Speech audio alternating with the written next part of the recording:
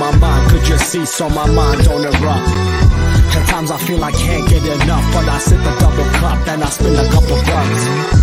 Sending out some love to my blood, to my girl, to my buds, to the homie up above. Good timing, sir. This is the perfect time, I think, to play the Loki Season 2 trailer, I think, folks. What do you think? I think so. Yeah, probably a good idea. Hold on one second. And by the way, folks, this is the MCU'S YouTube channel and podcast. This is our first Season 2 of anything we've ever reviewed that I can think of. So it's a historic moment here in Bleeding Edge history. But in the meantime, as I said, Loki Season 2 trailer.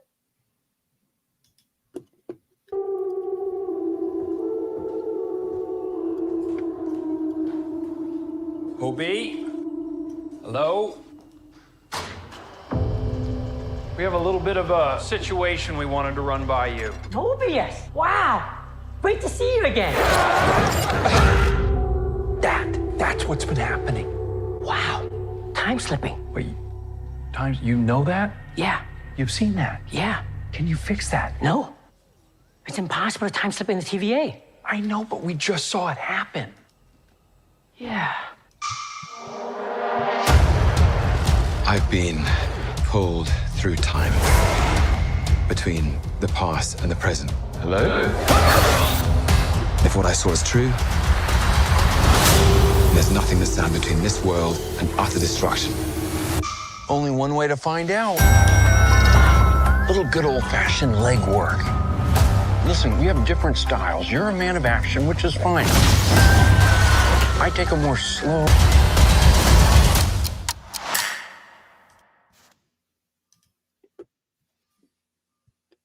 There you go, sir.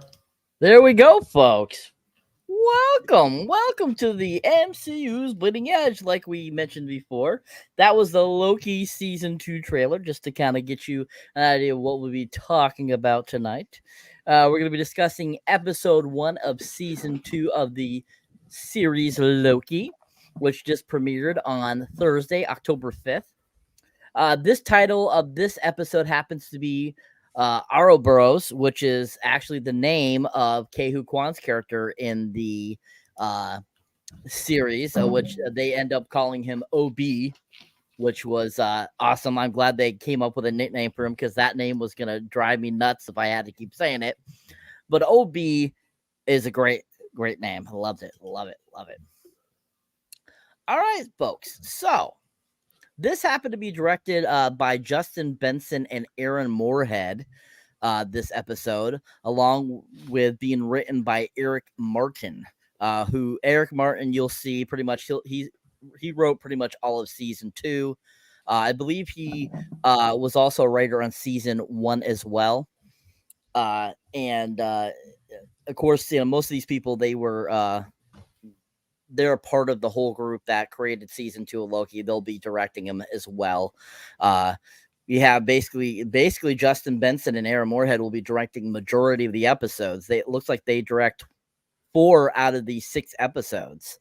So it'll be interesting to see just how it flows this season compared to last season, which I feel had a lot more directors when they did the first season. All right. So basically, to kind of start us off, Jeff, what were your last thoughts on how Season 1 ended leading into Season 2? Did you expect it to start how it did, where Loki is basically running from Mobius and the TVA people? Well, yeah, because I didn't, if I remember correctly, wasn't that kind of like, didn't they give us the impression that that's how it was going to be? Wasn't that the word on the street? Was that once he showed up, they immediately they wouldn't recognize him? You know what I'm saying? Which it wasn't there like a mid credits or like an end credits or something like that? No. So if you remember correctly, at the end of last season, Mobius didn't realize who he was at first to begin with. So basically they continued it right from that last episode. So I wasn't sure coming into this that they were going to start it right off right from where it left off the first season, or if they're going to have it like start off somewhere else. So I feel like I was surprised that they had started off right after basically how the first season ended. So I was glad that they did that. That I felt that did a really good job and basically, carried the like that ending kind of cliffhanger to a conclusion for the beginning of the episode. I thought. I'm not really sure what I expected, to be honest with you. I'm not really sure what I mean. So much has changed. So many things have happened in the MCU since we reviewed Loki. The first season of Loki. Have you gone back and watched our reviews, Cyber? Because I have recently. Because me and Andres have been. What's going on, Andres? Hey. We've been re-reviewing the first season of Loki, right? So as we've been doing the re-reviews, I've been going back and looking at our scores to see what we rated certain episodes and whatnot and everything. They're pretty close to mine have been pretty close to what they were at that time. And basically, so like I said, so much has happened between now and then. It feels like it's been like eons ago since we covered this first season. It's so cool to be like covering a second season finally of some kind in Disney Plus. You know what I'm saying? Since we never did The Mandalorian from the beginning or anything like that, unfortunately, wish we had. But Andres, welcome to the show, brother. Hello. So, yeah. Are we blackface tonight? Blackfacing. No one cared what I was wearing. So, if I'm crowing Bane like in Dark Knight Rises. Anyway, hello everyone. I'm back. There we go. Here. There we go. See, no one cares what I look like. They don't care. Like, just seeing my name, Andreas Diaz. Well, you're on our show, so we care what you look like. Oh no, please no. We like seeing you, Andres. We don't want to see. That's blackface. right, Andres. Plus, blackface is an affront to it's racist, and we can't be having it. Yep. Anyways, Andres. So I was just asking Jeff, what after the conclusion of the last season of the first season of Loki, did you expect it to start right up how the last season ended, or were you expecting it to basically start off maybe somewhere else? Well, I guess somewhere else, right? Because of the trailers, I thought that, we need to see how, is the time sleeping done? That's the thing that I'm curious about, because I thought from the season 2 trailers that, okay, we're gonna do something with the time slipping thing, because we saw some footage where he was time slipping, like that one sequence where he's in this the thing that mobius what was it, ski driving, right? He was in that area, and it's not in this episode at all. It's just one of those hunters. Was it X5 had a magazine, and that was it. So I am kind of wondering where we're going, but yeah, I was kind of surprised we picked up early, and just quickly got rid of the whole alternate TVA. But now I understand what was that about. So yeah, so I was kind of surprised. Excellent, awesome. Shout out to Mr. Booze and Chill himself, Mr. Raymond in the comments there. What's up, Raymond? Yeah, you definitely got to check out Loki, brother. Yeah, I definitely think that how the reviews are already going for the first episode of Loki season 2, I definitely feel the MCU is making its way back, because a lot of people are saying they feel like this is the old version of the MCU before it went all crazy and got basically all of phase 4 went crap. A lot of people are saying that they feel like the old feeling of the MCU is coming back. So I think this is a good way of them to start getting that back on track with Loki season 2, because Loki season 1 was so amazing. Just rewatched it the other day. So amazing, so fun. Crocodile Loki, young Loki, old Loki, all those Lokis were so awesome. And just all around, just a great first season. So this season, I am surprisingly shocked at how good this first episode was. I was really surprised. All right, so basically, go ahead. And Sylvie DiMartino, she killed it. Sucks. She killed it. She was my Mocky Rambo Award recipient. She gets my Devil Goes Down to Georgia fucking goddamn trophy. And her new hairdo and the new seat. Oh my god! Don't get me started. It's not as going for. It's not as trying to it's go not for as bad hillbilly realness. It's Is she not as going bad for as Billy Ray Sabine. Cyrus? It's not as bad as Sabine. Oh, it's pretty close. It's pretty close. Pretty close.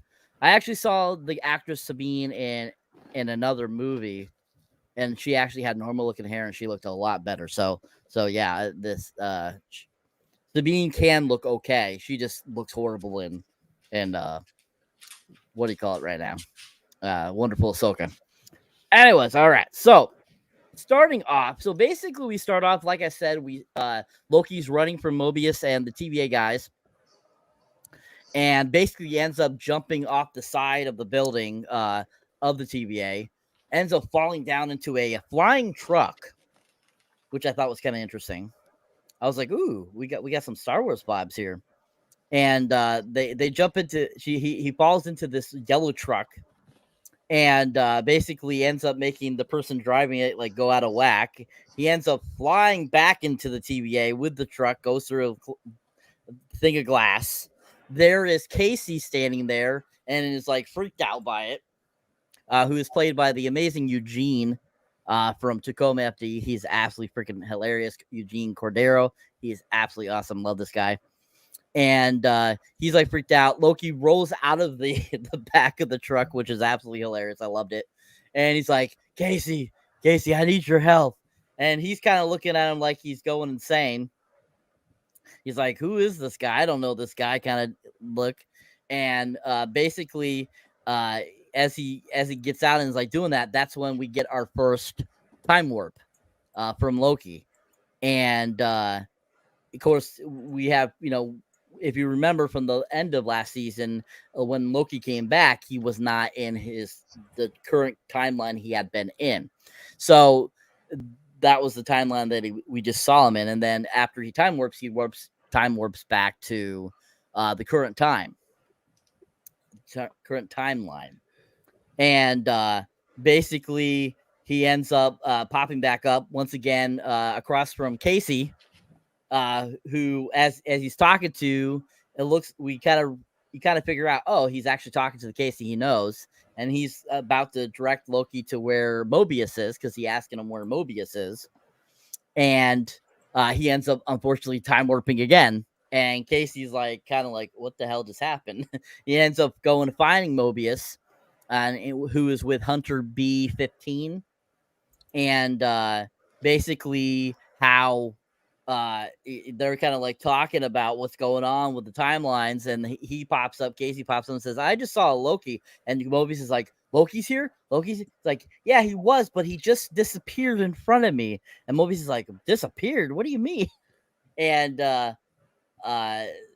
basically all of a sudden this other B Hunter guy pops up, interrupts them, and lets Mobius and Hunter B-15 know that they're wanted in the great room, the war room. Thank you.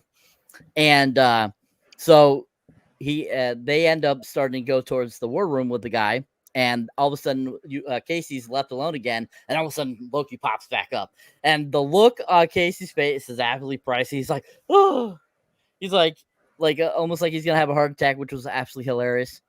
And so he's like, Loki's like, oh, where's Mobius? He's like, he's in the war room. And then, basically Loki starts to head towards the room, but then time warps again. Then we end up going into the war room, where basically they're having a conversation with these higher ups of the TVA. I believe there was 3 people there, 2 women and a guy. The guy was sleeping for some reason. I have no idea why. And then there was the 2 other gals, one that kind of looked like Adolf Hitler's assistant, and the other one that looked like E.T., which I don't know what's up with that lady that looked like freaking E.T. a gnome or whatever. They were judges. One of them was in Rogue One, I think. Oh, okay. Anyways, the one that looked like a gnome, like we were like watching it and staring at her, going, "What the hell is wrong with this woman?" There's something definitely. Is that a costume? Is that what this woman looks like? We're like feeling, whoa. We either feel bad or we're like, that's just a really weird makeup job. Like she has a condition. I know the actress. Yeah, she has a rare condition that she's unable to walk, so she's in like a wheelchair. Okay, so we're just gonna refer to her as ET because she looked like ET. So I think absolutely. I mean, she didn't do a bad job. She was decent, but still, I mean, I couldn't help but stare. I'm like, what the hell? Why would you want to bring in this woman to be this character, to be this big prominent like judge person, as Jeff said, that looks like you can flick with your finger, like literally, like I mean, she looks like you barely could do anything. So I was like, as she talking too, I was kind of like, that voice does not go with that face or that body. I'm like, that didn't seem to work together there. Like it just didn't seem right. But anyways, so we had E.T., Ada Pillar's assistant, and then the sleeping guy, and basically they start talking together and talking about, you know, the sacred timelines and how they need to basically fix it. And of course they start talking about pruning, and then B Hunter 15 basically says you can't do that. There's tons of new people there in those timelines, and you'll be destroying hundreds of lives. And basically she's saying that also if you mess, billions. And if you mess with these timelines too, you don't know what the repercussions could be if we mess with them too. But yet the judges are kind of like, no, this is what we do. This is what the TVA does and stuff like that. And B Hunter's trying to tell them, no, you can't do that. And so basically that leads up to when Loki reappears in the war room. So we'll stop there. So, what were you guys' thoughts kind of on that beginning of the episode leading up to when Loki pops up in the war room? What did you think about kind of the that kind of little chase sequence at the beginning? What did you think about Casey? What did you think about Mobius and B Hunter? Kind of B Hunter becoming more of a kind of a mainer character in this season. What did you think about the three people in the war room, the judges? And also, what did you guys think about all the Kang stuff that's being displayed at the TVA now? I mean, the episode starts off with a giant Kang statue, you know, pulling in backwards from it, and then in the TVA on the walls, all of a sudden it's all Kang faces.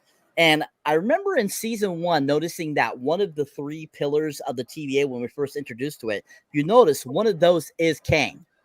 The middle one was Kang, whereas the other 2 were not. So we already knew Kang had something to do with the TVA, right? But this time we're really seeing that Kang really is the TVA. So it's not just Kang; it's He Who Remains.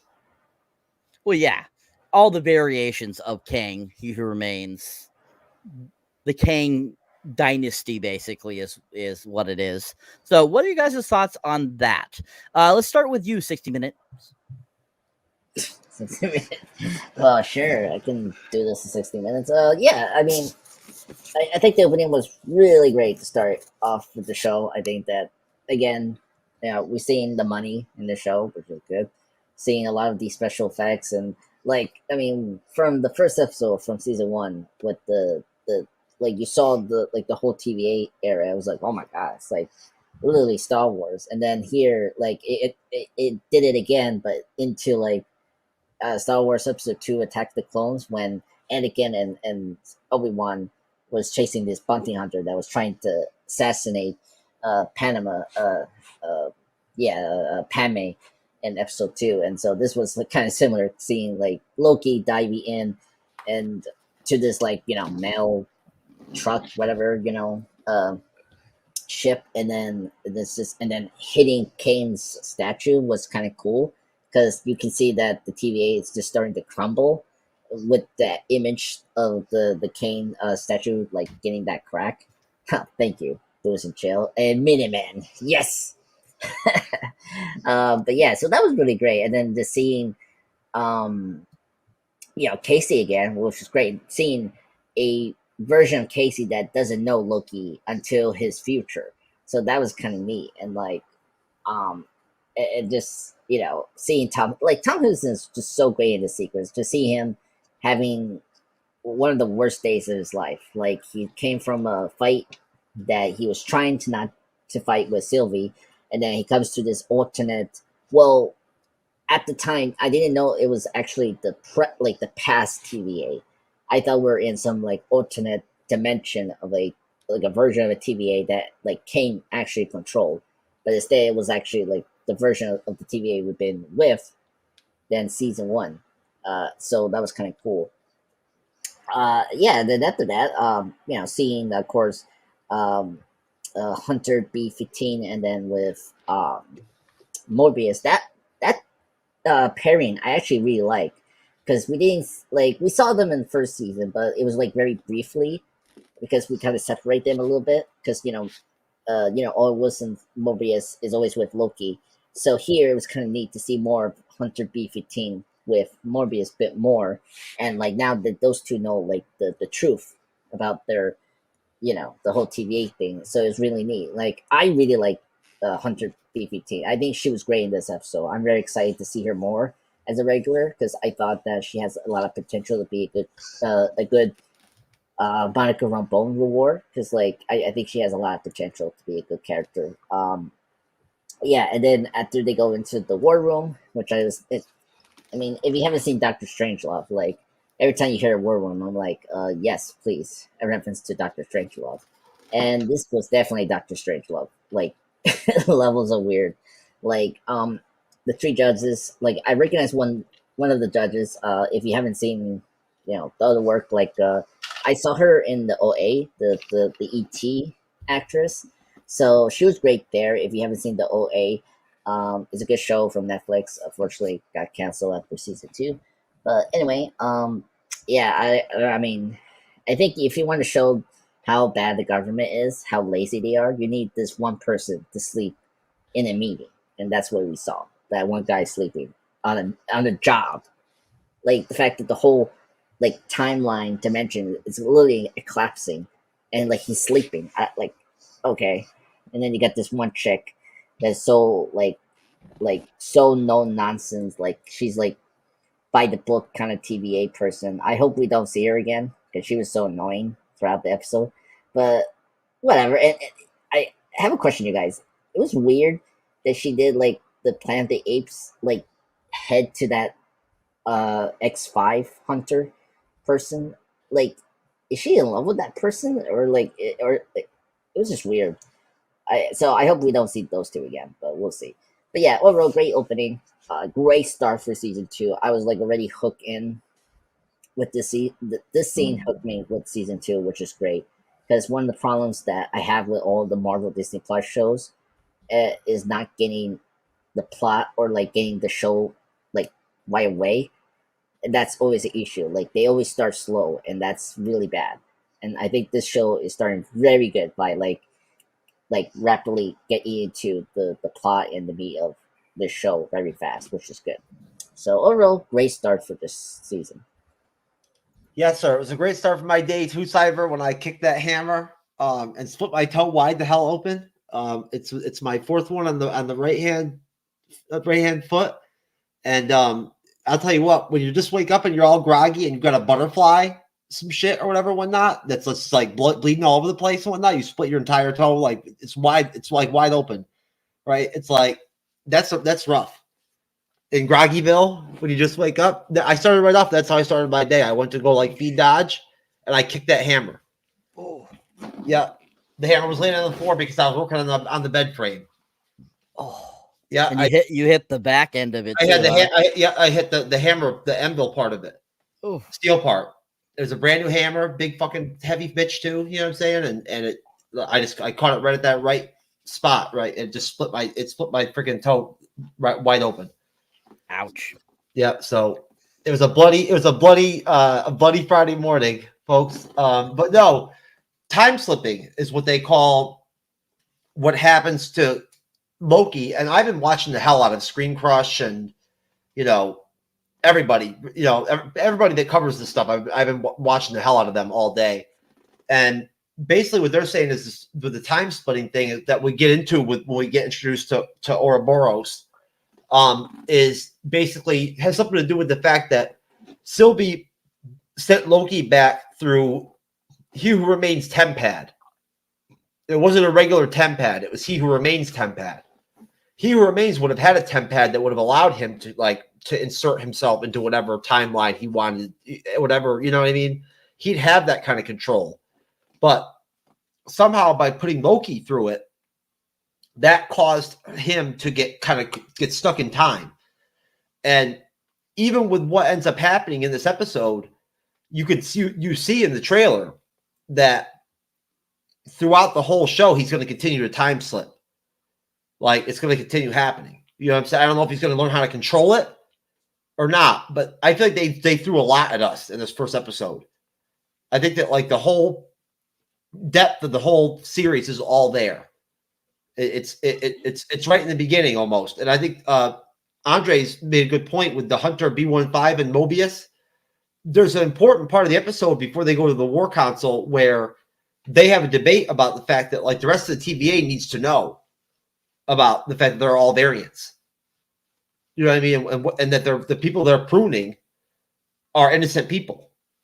You know, in a lot of cases, like, you know what I'm saying? Like they're doing this for like, they're like B15 tells the one judge, you know, what does she say? That we're basically like what?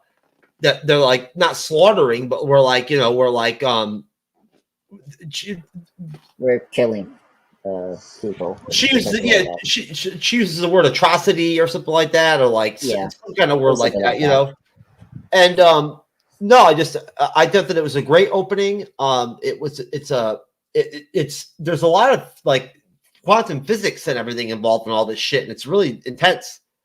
You can get really deep into it, but there's a lot of Easter eggs. There's a lot of you know, when Loki prunes the wall and gets rid of the image of the timekeepers to show all the Kangs together in the Kang multiversal war. When Loki finds the tape of Ravonna Renslayer talking to He Who Remains as what I believe is Victor Timely, right? Because that's what I believe. I believe Victor Timely is He Who Remains. That's what I think he is. I think that's the Kang. That's the Who Remains talking before he became the Who Remains. Like I think that's the Kang that becomes He Who Remains. Mm. It's we'll still have to see, right? But that's what who I think that is. I think that's why you see Miss Minutes in the trailer with him. Yet there's no Miss Minutes in the TVA anymore because like she's gone with Renslayer, right? Like, you know, that's how the finale ended, was her and Renslayer taking off to go find out who you know, He Who Remains, and find out who started the TVA. So there's a lot going on there in the whole intro and everything and whatnot, right? You know, that, I mean, the fact that in the finale of Loki, right there, in episode 5 of Loki, Ravonna was already talking to He Who Remains, just an older version of him. You know, one from a long time ago. You know, or no, that was him. That was essentially he. I mean, you really can't tell. But no, great intro. And just a great episode. Great to see Loki back. Tom Hiddleston, he kills it. He really does. He kills it as Loki. Excellent, sir. Thank you. Yes, totally. I agree. Yes, most definitely. I mean, we shall see eventually who Victor Timely is, if he is He Who Remains or if he is another Kang variant. It'll be interesting to see just what he ends up being, like how they take the story. That'll be definitely interesting. And I gotta say, Raymond out there, I called him not Minuteman. I called him 60-minute man. There's a difference. There's a big difference because it's 60 minutes, not 1 minute, sir. Minuteman would be 1 minute, sir. So I just want to make sure you understand it's 60-minute man, not Minuteman. Big difference. Big difference. Big difference. So anyways, great points, guys. Very well done. Yeah, most definitely. I mean, yeah, Hunter B15 having a bigger role in this season is going to be interesting. And I wanted to mention, as Andre was talking about the head thing, like in Planet of the Apes type of deal. Did you see Hunter B's face when they did that? That's exactly the face I made when they did it, because it just was so stupid. Like, why are they doing this? Like, I don't get it. I'm like, are you two like a couple? Yes. Like, are you guys like, what are you guys like? Why are you bopping heads to each other? It's not like the end of the world. That was weird. I know. It was weird. You're just changing what you're doing a little bit at the TBA, people. So I understand why you would think that was weird, Andre. Most definitely. Yeah. All right. Great, guys. Great. And before we move on, nobody really mentioned it. What did you guys think about the walls being Kang's face? What were you guys' thoughts on that? Oh, yeah. Starting with you, Mr. Andreas. Sure. Yeah, I was kind of happy they did it. I mean, like, it's, what do you call it? It's cat out of the bag. Like, we know that Kang built this place, so I was kind of happy that this whole episode was kind of confirming that, okay, Kang has created the TVA and all that. So it was really good that Loki wasn't like sidelined, because you could easily have a TV show where like no one listens to Loki and it's like, oh, this is who like the creator of the TVA is. So I was very happy that this episode we like fast track, like, okay, everyone knows Kang. You had a movie with him. You have a full season that was building up to Who Remains. So like we know who's behind it. It's like, but like now Loki knows the information of the terrible multiverse war. He wants to get ready and be prepared for that. So he's doing that. And it was cool how they revealed the three heads. Like, I like that he time slipped to the past TVA that had the statues, and then like when he intervened the war room, you know, he showed that to the people, which we'll get into. So yeah, I was very happy about those statues, and they look cool. Cool, thank you. How about you, Jeff? What did you think about them? I just like how they how it separated. It indicated that Loki was moving in time. You know what I mean? Like, you know, like going from like the TVA of the old TVA to the new TVA. You know, like back and forth, back and forth. I love that paradox, right? Of like, you know, of having all the Kang heads outside and whatnot, everything, and on the walls, and then having it change, right? Like, you think to yourself, like, how did they do that? Like, how much time did it take for all that to happen? You know what I mean? Like, you know, like, how did the brainwashing work? Like, it's interesting, you know, it's an interesting paradox. And then it feeds into, making it it feeds into Loki kind of talking about how he wishes he would have had more time with Sylvie and He Who Remains, because I think to this day he's pondering, he's wondering if in a way he's almost carrying after He Who Remains. You know what I'm saying? Like, you know, like a part of him, I think, was willing to like listen to what He Who Remains had to say in the finale, right? A part of him was open to it and wanted to at least ponder what he was saying to Sylvie and Loki in terms of, you can kill me or yada, yada, yada, right? He's coming right off that. Like, that's what just occurred for him. Like an hour ago was that happened, right? Remember, this whole thing has happened in less than a week of like a human life or whatever, there is no time in the TVA, right? Certain people sleep and certain people don't and stuff like that. Like, I mean, Casey at the one point there is listening to headphones, and on the headphones, he's listening to the same Insomnia cassette tape shit as Moon Knight is in the Moon Knight series, right? The same, like, you know, if you can't fall asleep, tapes or whatever, whatnot. That's what Casey's listening to. I still can't figure out if any of them sleep or don't sleep. I mean, it seems like the TV, like the upper people can sleep, but like it seems like the bottom people cannot. Like OB had like OB actually confirms that, like, he's down there and it's like he's working nonstop. Like, he doesn't. Yeah, he said, I don't sleep. Yeah, but I mean, just like Mobius have like an apartment. I mean, it's a society just like the quantum realm. So yeah, they are sleeping. So it's not like there's other buildings and shit like that and whatnot. So you have to wonder, like, you know what I'm saying? Like, do these people like have like little hotel rooms or whatever, whatnot? Do they have little apartments? Like, I always wonder about these things when I'm watching these episodes. So anyway, sorry about that, Sire. I'm not trying to go all deep dive, but It's all good. You're good. You're good, sir. Yeah, most definitely. I understand. This was a very great beginning to the second season, and so many questions and so much like you said, information in this first episode. And you're just like, you can go so many different directions with what where this could go, what could be done, like mythology wise and all that kind of stuff. So I totally get it. I rewatched WandaVision today for the first time in like forever. And I actually have changed my tune on WandaVision, people. I have changed my tune. It definitely is not the worst of that season, or of that phase, I should say. It moved up one notch. So it's a great. I forgot how good it was. It was really good. And it was really fun.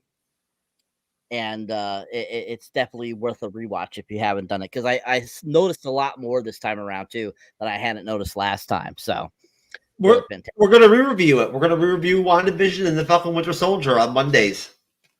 We just haven't figured out when. There you go, folks. We're reviewing WandaVision. That's it, folks. I don't know what Jeff is jumping the shark here, buddy. What shark? I don't see no shark. Yeah. Where's the shark? Where's the shark he's jumping? I want to watch. Especially because my name's Cyberneticshark. No, just kidding.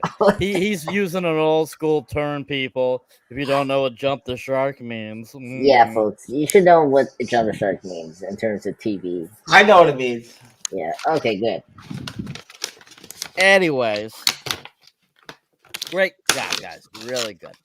All right. So, like I said, where we left off right when Loki time warps back into the war room.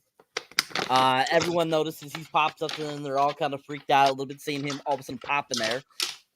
Then Loki basically starts to talk to Mobius, and basically telling him what he saw before he got back here and everything, and started time warping.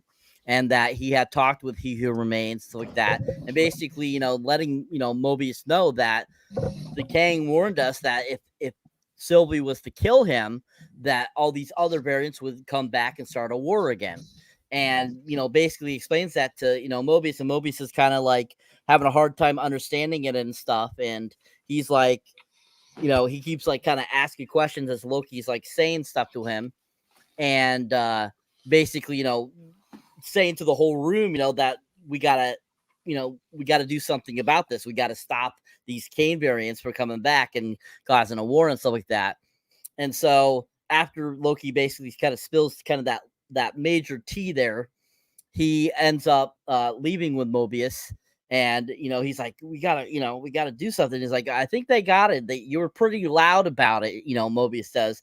And this next sequence, I think, has some of the best comedy of the episode in it. Some of the things that Mobius was saying were absolutely hilarious, and just like him and Loki's timing were just on point when they were saying certain things, were just super funny. But basically, they start walking, and Loki is still talking to Mobius about things, trying to figure things out, and so he ends up as they're doing that, he's like, I'm gonna take us to somebody that could help us figure out because he all of a sudden Loki starts to time warp while he's talking to Mobius, and he's like, and he's kind of freaking out. And at one point, he's like, when they're in the elevator, they get into the elevator, and he's like, I can't deal with this anymore. I can't deal with your time warping. He's like, I can't stand it either. I want to stop this, and all of a sudden, Mobius says, how about you? And all of a sudden, you look over, and there's this other person in the elevator with them. And she's like, oh, okay. And that was super funny. But that whole conversation in the elevator is just really fun because, Mobius and them are trying to come up with things and ideas. But as they're doing that, like, just one funny line after another come out. And so after they exit there, they end up going into the deep belly of the TVA, and that's when we get introduced to Ke Huy Quan's character, who the episode is named after, Orbius, or OB, which I will be calling OB. And so OB, they're introduced to, who is played by Kei Kwan, like I said. And basically, like, Mobius, for some reason, was like down there one time previously and acts like he knows OB, like they're friends and stuff like that. And OB like starts to explain that, yeah, one time he came down here like 300 years ago. And so that kind of gives you an idea of how long a lot of these people have been there. If Kei Kwan's been there for, hundreds of years, and Mobius has been there 100 years, because if you remember in the first season, Loki asked Mobius, how long have you been here? And he's like, I really don't know, because of the time thing. Time is different here. So, I mean, if you think about it, like how long have a lot of those people been there after they were pulled from their timeline? So, I mean, this could be thousands of years in the making. So I think that's kind of interesting that he mentions that, saying that, yeah, one time, like 300 years ago, and basically, they start, they kind of have a conversation, get to know each other a little bit again. And Mobius keeps like trying to say like, oh yeah, I remember that. And this, and like, definitely you could tell he did not, this never happened, because OB keeps like, no, yes, to things. And eventually Loki, while they're there talking, he does a time warp, and like Mobius is like, I have a question for you, OB. What is that? And OB's like, that's time warping. And so he's like, what is that? It's like, and so kind of OB kind of explains it a little bit, that, it's like somebody slipping through time. And he's like, Mobius asks, like, what can we do to fix it? And he's like, you can't fix it. And he's like, what do you mean you can't fix it? There's got to be something we can do. And so all of a sudden we find out that Loki, when he time warped back into the past to OB in the past. And so it keeps going back and forth there for a little bit. Basically, Loki talking to OB, and him like telling him what they could do to help him with time slipping. And it slowly gets processed to the future OB, who is talking to Mobius, and he ends up like starting to remember things that the past OB is learning. And so it kind of goes back and forth for a little bit, and which is really funny. And then finally, Loki rewarps back to the present. And so basically, OB tells them exactly, that they got to take this machine he's got, and he's got to take it and put it into this thing and have it attached to the timeline. And basically, Loki has to prune every version of himself to be able to get back to his present, and to pull it out of the timeline so that he can be back in the present and not be being pulled through time. And so, after they figure that out, and that they got to go somewhere to do this, OBs takes them down to where they need to go. And as they're going down, he's like stopping in the corridors and stuff and saying, that's odd, that's not supposed to be happening, this and that. And kind of give you an idea that there's a lot of things going on in the TVA that shouldn't be going on, that aren't the norm.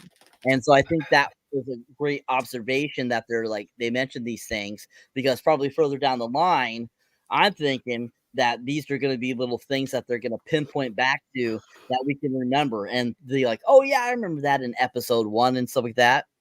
So as they travel down and they're interacting with that stuff, they eventually get to where they're going, which is this control room, it looked like, that is right outside where the timeline is. And there's like kind of I guess that's the beginning of the timeline, where it makes the timeline for the TVA. The spool. And so, the spool.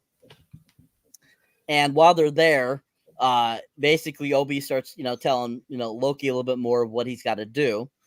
And that he basically that he needs to do the pruning at exactly the right point, when the little machine he's holding is green. Because if you do it any too early or too late, it's not going to work. And as he's explaining things to him, Mobius, for some reason, is over by this old looking computer and writing skin on it, which was absolutely hilarious, because, dust is dead skin and stuff like that. So I thought that was pretty funny. And, basically, one of them has to go outside into the cosmic rays, which basically causes things to age rapidly and could kill somebody. So while he's explaining that to him, and they're about to start to do this preparation to do this thing. All of a sudden, Loki time warps again. So before we move on to that, what were you guys' thoughts on that section? The introduction of Obi, basically Loki talking about like what Kang told him, He Who Remains told him, kind of like them trying to figure out what to do to save the timelines, to fix the timelines. What were your thoughts on kind of like Obi explaining everything, learning about Obi, learning about this technique to stop time slipping? And what did you think about kind of that travel to where they have to go to do this to fix the time slipping, and kind of that little section there in the control room there where the spool is, leading up to Loki time splitting again? So what are you guys' thoughts on that? Starting with you, Jeff, this time. Well, one thing we didn't mention is that in the war room, the one judge decides they need to go get Sylvie, right? And there's a lot of people that believe that is Sylvie, that's a variant of Sylvie, or some like later on version of Sylvie that could even be that judge right there. But either way, I love the character Ouroboros. Obviously, he won an Oscar last year. The actor did, and we all know, the films he's been in when he was a kid and whatnot, but I think it's overall the whole episode's great. The introduction to Loki, he comes right in and he has such a great energy, like positivity that adds. It's perfect for the TVA. I feel like, you know what I mean? Like it melds right into like what you'd expect from a TVA employee, kind of, that's been stuck down there for hundreds of years, whatever, by yourself. Yet you're still chilling, like you're not even like upset or whatever, like you're just like whatever, like totally affable about everything. You do wonder like how long have they been here? That's the thing. We don't know. We have no idea how many times or how like the mind wiping process has worked with these people. Like, how many times they've all been mind wiped at some point. If you're working for the TVA, you've been mind wiped. Like, you know what I'm saying? At some point, we just don't know who's been around. So obviously, we know, like, we've seen Hunter B15 back in the day in the old school TVA. So we know she's been around for a long time. We know that, like, people gravitate, they go up and down. Look, Casey was like a janitor, right? Now he like works at an office, like as a clerk and everything and whatnot, everything. So you can move up at the TVA, right? It's interesting that we find out that Ouroboros is basically like responsible for all the technology at the TVA. Like later on, we find out that he wrote the entire manual, for everything, which means that basically he must have met He Who Remains. You would have thought, you would have imagined that at some point he probably would have had to work with him one-on-one, in a way, almost, to design how else would he have known to build the technology without the He Who Remains? He would have to be responsible, right? You would think, instructing him how to, like, what to build, how to start, right? This whole, because he's the key. He started the whole thing. So you're right, Cyber. I feel like episode 1 is really going to be one we're going to reflect on throughout the series, and it's going to be one of those things where it's going to be a start to finish kind of deal. As we unpeel the layers towards the end of the finale, we're going to be going back to this episode a lot as a reference point, right? Because I think a lot of like how the finale kind of explained, the multiverse and whatnot and everything. I feel like this episode is giving us doing that same thing right from jump, though, in this season, like kind of explaining how the TVA works in a way, like how this all started, and that's what we're gonna get across the span of the series, is that kind of thing. But I love there was almost a horror vibe to some. I felt like to some of this stuff, like it almost gave me some horror vibes. Like I know we're not there yet, but especially when Sylvie pops out of that fucking elevator shaft, and just so happens to be the same one as the one that like the timekeepers used. And that's the thing about with Loki, is that when he time slips in the same geographic locations. The only time he doesn't is when he's actually time slipping, he moves geographically. So if he walks somewhere else, then he's going to time slip to that other place. Otherwise, he's going to time slip in the same place no matter what, just in different either back or forth in time. But yeah, great part of the episode. Lot of really good humor, a lot of good back and forth. Right. At the same time, it brings some levity, and you get more of that Mobius. You get more of that Mobius Loki. Tandem that people really seem to enjoy. And I think that's good. And at that point, it kind of centers the episode in a way. If that's kind of like you want to look at it as like the second third of it or whatever, whatnot, I guess, sort of. I enjoyed it. It was pretty good, and I'll let Andres jump into the pine. Excellent, thank you, sir. Mr. Andres, your thoughts, sir, on the same question. Okay, Obi, best character of the series. He's my Marco Rambo reward, I think, for this episode. I mean, Quay Il Kwan, great actor. I mean, he's great in the Goonies. He's great in the Indiana Jones Temple of Doom. He was great in Everything, Everywhere, All at Once. I love that he got the Oscar. He was the best thing about that movie I saw recently.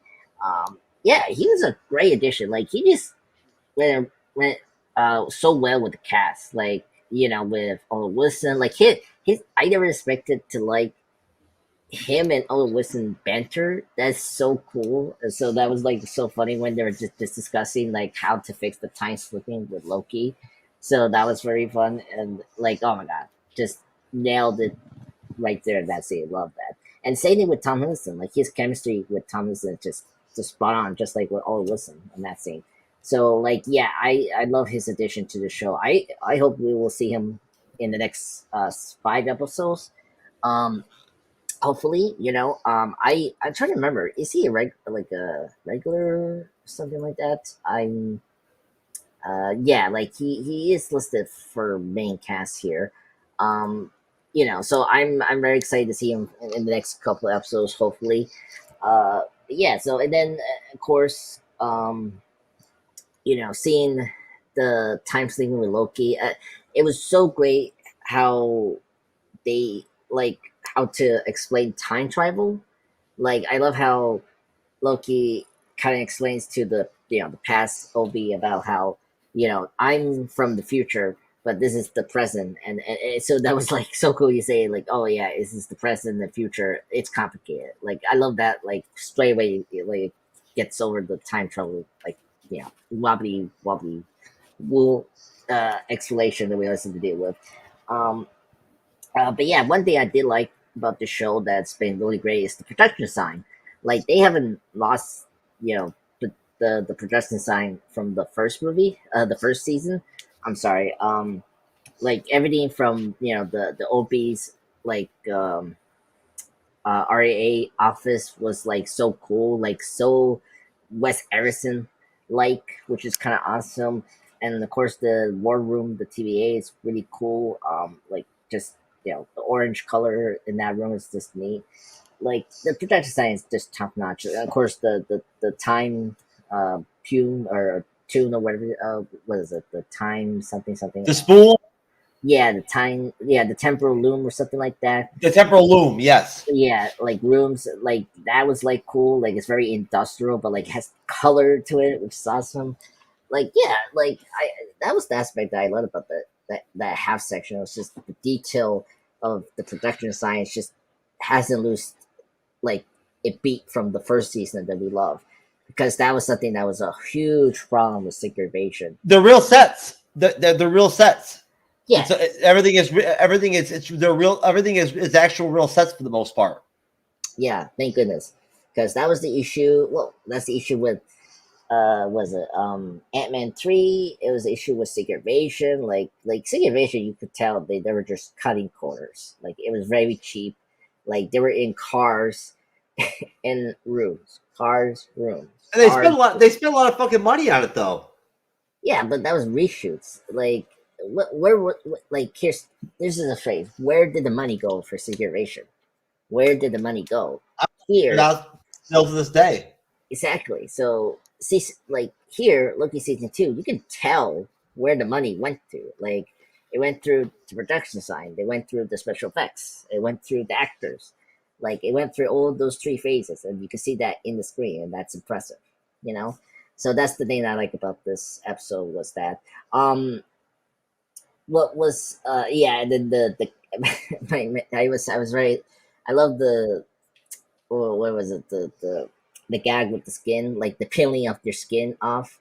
Like I love how OB just says it so like casually, like he just like, oh yeah, your skin's gonna be peeled, and like he's not gonna be doing that. It's just Morbius is gonna do it, and it's like, oh my god. So, and I didn't know it's the second time I saw him writing skin in that computer with the dust. That was funny.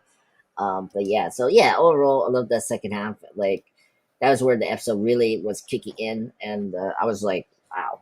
And like the pace, that's another thing. Pace was very good in this episode. You know, that's something that Marvel has a big issue with pacing, and so far the pacing for this episode was really good. So hopefully they keep up the pace. So we'll see. Yeah, that's one thing I noticed about this. This episode went by real quick. Like I was like, we started it and it was done. I was like, holy crap, that was a really quick 47 minutes. Yeah. And I was like really surprised at how good the pacing was in this, and that how good of a job. And I hate to break it to you people, but I mean, look at who the writers, who's directing it, who's editing this. It's all men finally again. And look at how much better the show is when you have men doing it. It's I hate to say it. I mean, there are women that are good at doing these things. I'm not saying they're horrible. Kate Herron did a great job last year, or last season 1. And you know, I mean, Kate Herron, yeah, she did a good job directing, most definitely. But I definitely feel like this first episode of season 2, I felt was better than the first episode of season 1. I thought it just felt more concise, and that's, I just think that shows a big part in that why Marvel's Phase 4 did so bad, is they just had too many people that didn't know what they were doing stuff for their movies and for their TV shows and all that kind of stuff. So if you don't have a good eye for what comics are, you're not going to have a good eye when you're filming it either. So I think that played a hand in how, this is such a good solid start with Loki season 2, why it feels that way. That's why I feel like even with Ant-Man 3, I know a lot of people don't agree, but I thought Ant-Man 3 was a lot better than any of the previous stuff from the previous phase, because it felt like an Ant-Man movie. It felt like it was actually, being made properly. It felt actiony. It felt like something I enjoyed. And I tell you what, MODOK, I don't care what everybody says. Not you, Jeff. Nobody. MODOK was fucking amazing. He was freaking hilarious. He was awesome. And that was a great and clever idea to bring what's his name back to play that character. That was awesome. I like Guardians. Guardians 3 was a good movie. See, I disagree. Guardians was, I think, James Gunn's FU to the MCU. I really do. Because it did not play out like the previous 2 Guardians.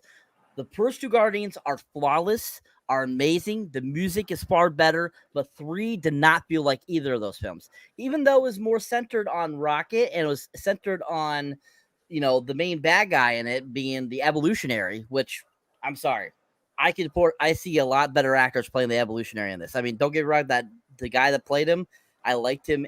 I didn't mind him in what do you call it? Peacemaker. But as the High Evolutionary, he sucked as that character. He did a horrible job.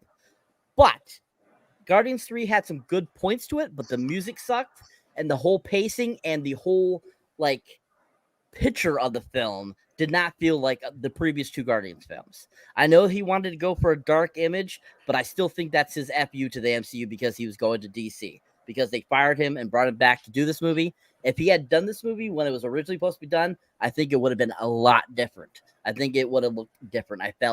Feel different. It would have. So I unfortunately, I think that a lot of this stuff, unfortunately, in the past couple of phases, including the beginning of this phase that we're currently in, just they're at that bypass where hopefully we'll get back to something. And I feel Loki is showing that. I feel Loki's episode 1 is showing that we're starting to go in the right direction again for the MCU.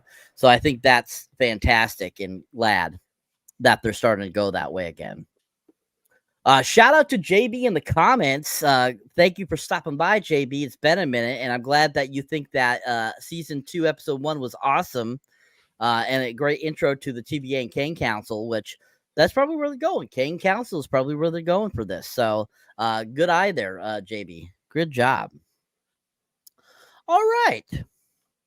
So after Loki time slips again, which he basically time slips this time to the future, past the future that he was at. Because when he came back, as you notice, the skin thing was still written there on the side of the computer. So we know that he's in the future. Now, this is where I kind of got a little lost a little bit here. When he started searching for stuff at this sequence, when Mobius is outside getting the machine ready into the temporal loom so that they could pull him out of the timeline. OB, him inside messing with the computer and stuff, and doing his part to pull Loki from the time slip. Basically, we see Loki kind of rushing around trying to figure something out.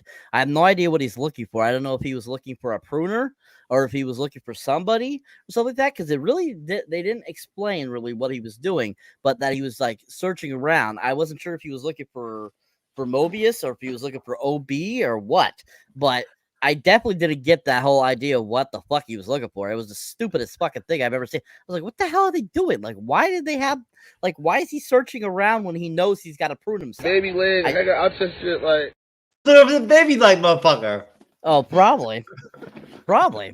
And so he's basically looking around. It goes back and forth between the two. And Mobius outside doing his thing, and OB doing his thing, and Loki doing his thing. Eventually, it gets to the point where, OB has to hit this button to close the shield because of the cosmic rays. And he hits it, and, Mobius is outside still going, give him some time. And so then Mobius starts making a way back. We go back to Loki, and he's at where the elevator was that we saw earlier. And he notices some hands, and they're trying to pry open the doors. And he's kind of just standing there, kind of staring. And all of a sudden, as it opens, it's Sylvie. Like, what the fuck is she doing here? And so she's like, oh, there you are. And, basically says, you got to find me. And then all of a sudden, out of nowhere, Loki gets pruned. I don't know by who. Hopefully they explain that. But he gets pruned finally, and Mobius then sees that it happened, and he's able to pull Loki out of the temporal loop. And he comes flying in with Mobius back into the station, and he's saved. And they're all happy and glad that he was able to do that. And so once that happens, basically that's when. All of a sudden it cuts and it goes back to Hunter B. And all of a sudden a whole bunch of the TVA people, the TVA hunters, are starting to march their way out of portals. And she's like looking, going, what the hell? Where are they all going? And then the episode ends. So as the episode ends, we start to get in the credits, and we actually get a post-credit scene. And a new portal opens. And out Sylvie comes out of the portal. Now, I don't know if this is the same Sylvie we saw in the elevator, or if this is supposed to be Sylvie that has just killed Kang, or He Who Remains. She looks at the camera for a second, starts walking towards the city. It says, of course, Oxborough, Oklahoma. 1982, by the way, which I think is funny that it goes back to 1982, which, by the way, people, is a great year. Great year, 1982. A lot of things were still great then. And she starts to walk to a building. The building ends up being a McDonald's. She goes in. You get to see the old school McDonald's outfits and look of a McDonald's from 1982 and stuff like that. You see people all around enjoying their food and happy and stuff like that. And she walks up to the counter and talks to the guy and says, she basically says, "So what do you have that doesn't have a face?" Basically, and he's like, "Well, we do have chicken nuggets now, and this and that." And she turns around and looks at all the people, notices how happy they all are. She's like, "I'll try everything," and then it closes right there. So, what were you guys' thoughts on the conclusion of the episode? What were your thoughts of the post-credit scene showing Sylvie at the McDonald's? And what were your overall thoughts, on the whole temporal loom thing, like the whole sequence there where Mobius is outside and having to pull? What did you think about Loki searching around for something and like all that kind of good stuff? What was your thoughts kind of on that section of the episode and that post-credit scene? I'll start with you, Jeff, since you're laughing. Well, I told you again. Baby leg, I got obsessed. What Logan was looking for right there. It was the leg. Okay. You didn't know that the baby leg can prove people? I did not know that. There you go. There you go. Thank you. I just got knowledge. There you go, folks. Anyways, no, I think it's a great ending. I think it's I'm not sure what the hell Loki was looking for, to be honest with you. That was weird. I think he was looking for he was just kind of just like lost it there for a minute. Like the enormity of everything just finally hit him, and he just kind of was just desperately looking for something to prove himself with, and it's interesting that Sylvie just pops up like that, and we don't know who prunes him. It's great that you see him kind of tear up a little bit when he sees Sylvie, and then you also kind of see Mobius kind of tear up a little bit when he saves his friend. That's the thing about watching season 1 again is seeing the camaraderie between them all. In episode 5, where they take on Goliath, and Loki hugs Mobius, and whatnot, and Sylvie and him take hold hands, whatnot, and everything and all that. It's very emotional. There's a lot of parts like that to season 1, and I'm sure there's many parts like that to season 2. I love the post credits with Sylvie. It makes sense that she would end up in McDonald's. It's a happy place to be, and she's had a pretty shitty life. It makes sense that she would want to work at McDonald's or whatever, or live at McDonald's or some shit. But besides that, I mean, the judge and her strike team, whatever, whatnot, they brought pruning charges and shit like that and whatnot. So they're already going to be there's going to be some kind of TVA civil war, because the one judge already said no more pruning, and they're going out with pruning charges and whatnot to reset timelines and whatnot. They've got those big, charges and whatnot and everything. Shit's about to go down in episode 2. Excellent. Thank you, sir. Andreas, same question, sir. Sure. Okay, so to explain the Loki running around thing, he was trying to look for a Pune, the Pune stick to prune him, because but prior to his time sleeping, he accidentally dropped his prune stick that OB gave him to prune himself. So that's why we see this whole sequence of him just running around to just find a prune stick. So that's why it was just awkward, because he was that desperate to find the prune stick before the green hit at the right time. Because, as Obi explained, when it hits green, you can prune yourself, because green means that Mobius actually exceeded that. So that was the reason we did that. Now, the Sylvie thing, the elevator thing, I think this is something that time travel stories always do. There's a Harry Potter and the Prisoner of Azkaban. Harry Potter thought he saw his father using the spell that got the Dementors away, but in actuality, it was him in the future actually doing the spell finally, after so many times in the film not doing it correctly, or he couldn't do it that strongly. And that was so. I think so. What I'm explaining is could be a moment of the future that hasn't happened yet with Loki. That it could be Loki from that time pruning himself so that he can get out that time, that time stream, right away before he gets lost in the time stream. that's probably what's going to happen. So we're going to see that sequence again probably soon or later in the series to see that happen. That's always the thing with time travel that like storytellers would do. So like same thing with Back to the Future. Like Back to the Future, you see that with uh you know um Marty going back to the mall like a few minutes ago before Doc Brown gets killed. It's that example where you're seeing a different perspective. So this is something that we're going to see again, but Loki will find out that's him actually proving himself before he gets lost in the time stream, maybe. But we'll see. I don't know, but I just think that's maybe where we're going to go with that scene. And yeah, so that whole sequence, it like was just fun. It was so energetic. I hated the judge lady. So I guess she's going to be another antagonist we have to deal with. So okay, that's fine. Hopefully she dies like right away in next episode maybe, but we'll see next Thursday. But yeah, so and yeah, the post credit scene, Sylvie, that's our Sylvie, from directly from episode 6, because that's so she's coming to. She has the outfit from episode 5 when Loki changed her outfit for her. Yes, that's correct.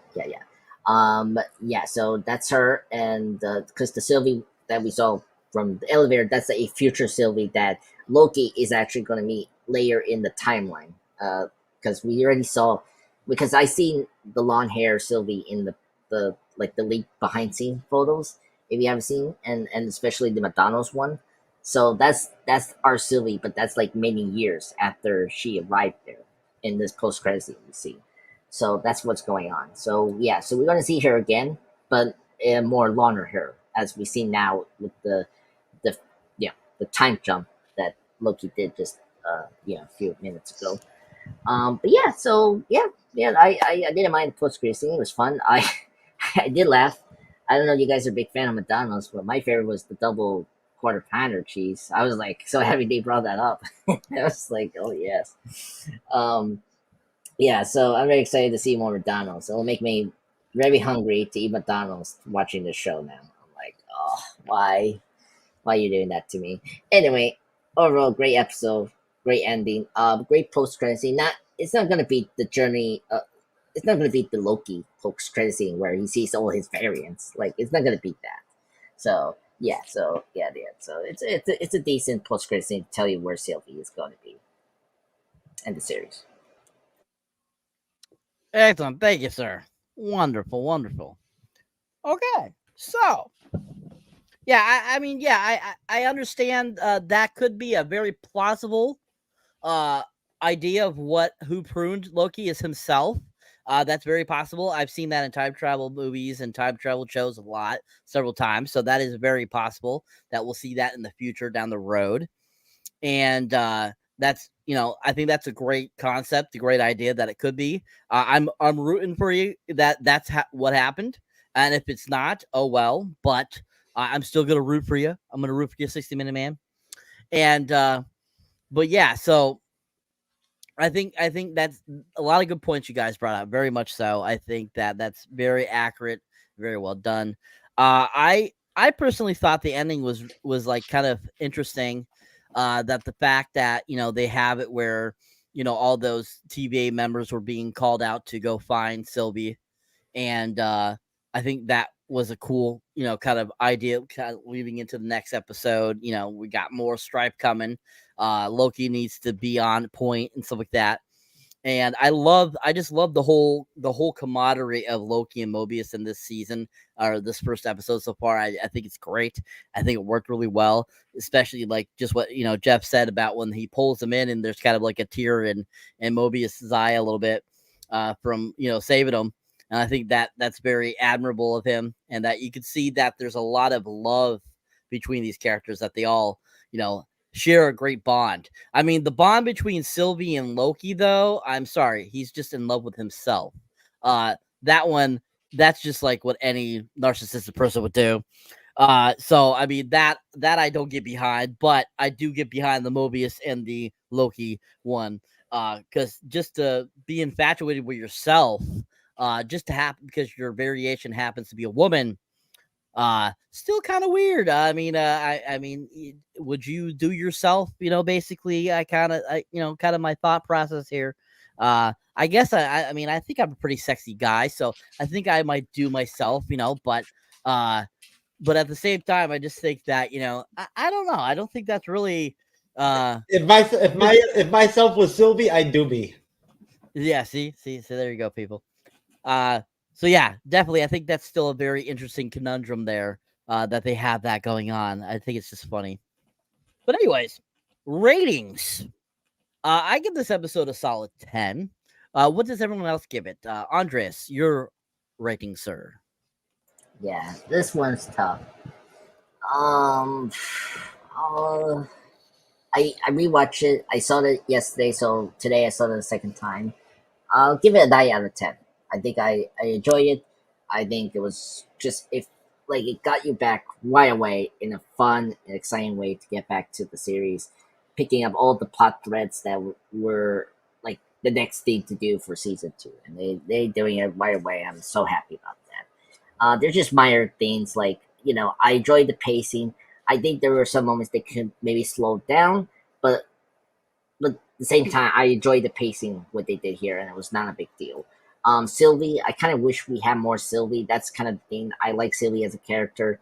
I hope we don't hold her back because we sort of did that in the first season. Like we didn't see her really in the first 2 episodes, minus the ending of episode 2, and then like 3 to 6 is where we got a lot of Sylvie.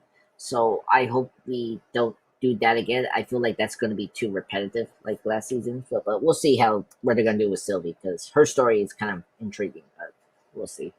But yeah, so 9 out of 10 is for me. I enjoy it. I think it's one of the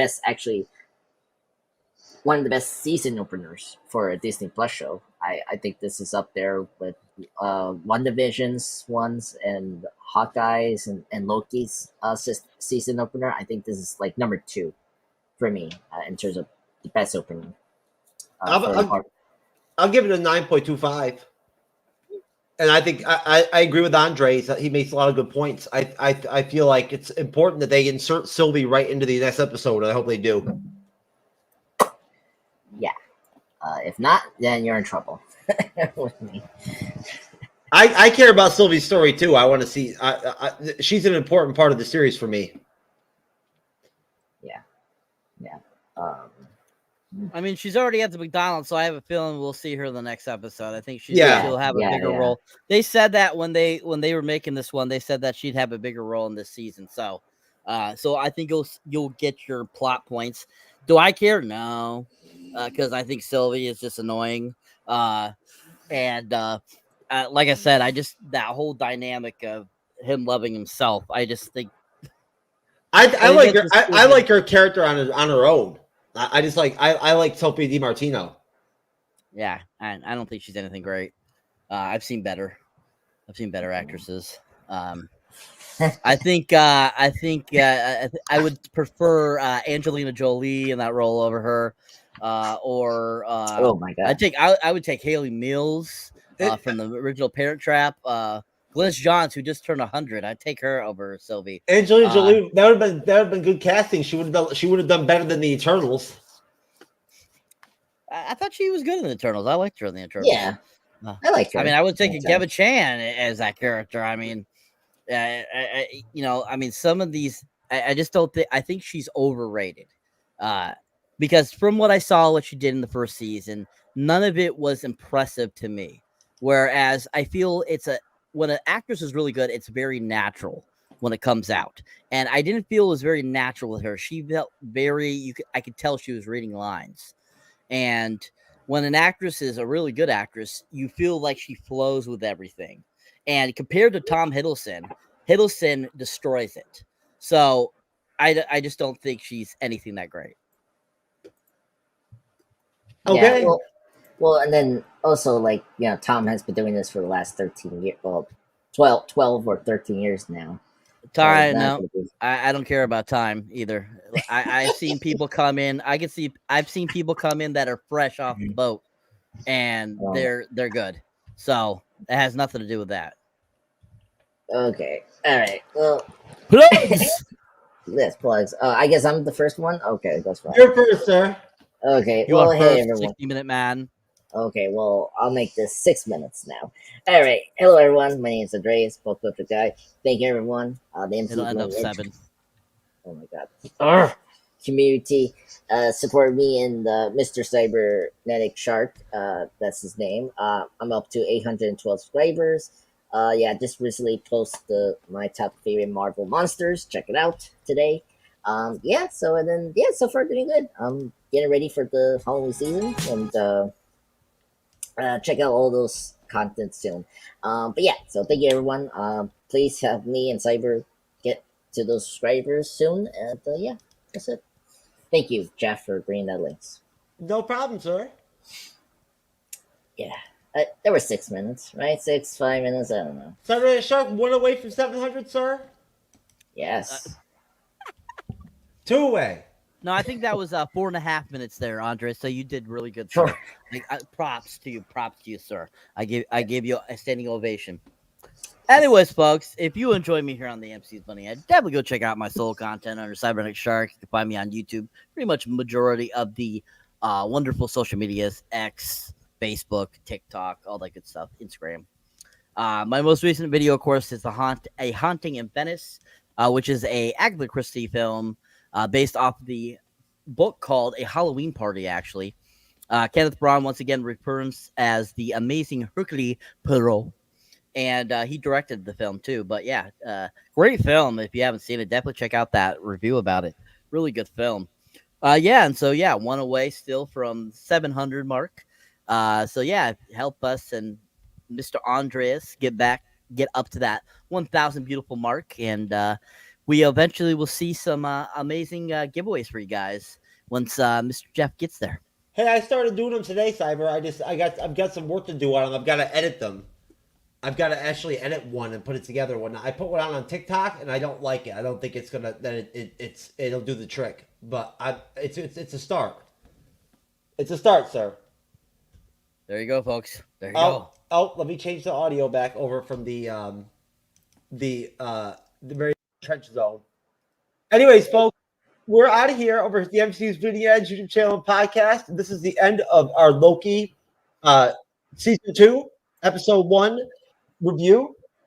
Ouroboros. Thank you, Andre's Pop Culture Guide. Thank you, Cyberneticshark. We will see you next time, folks. We'll see you on Wednesday for Ahsoka Part 8. Oof. Series finale. Big part, baby. Finale. Can't wait. We'll see you next time, folks.